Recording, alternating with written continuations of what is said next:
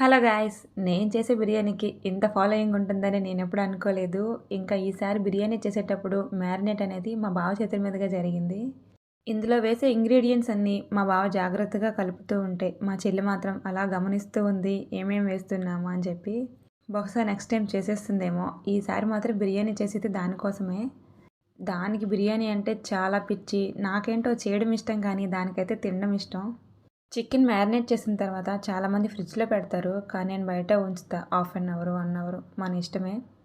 ఇంకా పొద్దున్న టిఫిన్‌లోకి puri with chicken curry మా బావ వేపే పనిలో ఉంటే, ఇంకా పిల్లలు వాళ్ళ బాబాయ్ తినే పనిలో ఉన్నారు. మా చెల్లి మాత్రం చేసే పనిలో ఉంది. నేను ఈ వీడియోస్ అన్నీ క్యాప్చర్ చేసే పనిలో ఉన్నా. ఇంకా మధ్యాహ్నం బిర్యానీ కూడా రెడీ అయిపోయింది. ఈ వేలో చేసుకుంటే ఈజీగా, టేస్టీగా చాలా బావుంటుంది. ఒకసారి ట్రై చేయండి. చికెన్ కర్రీ చేసుకున్నాక, రైస్ కూడా కొంచెం కుక్ చేశాక 2 కలిపి దమ్ పెడితే ఈజీగా అయిపోతుంది. టేస్ట్ కూడా చాలా బావుంటుంది. వీడియో నచ్చితే లైక్ చేయండి. Thank you.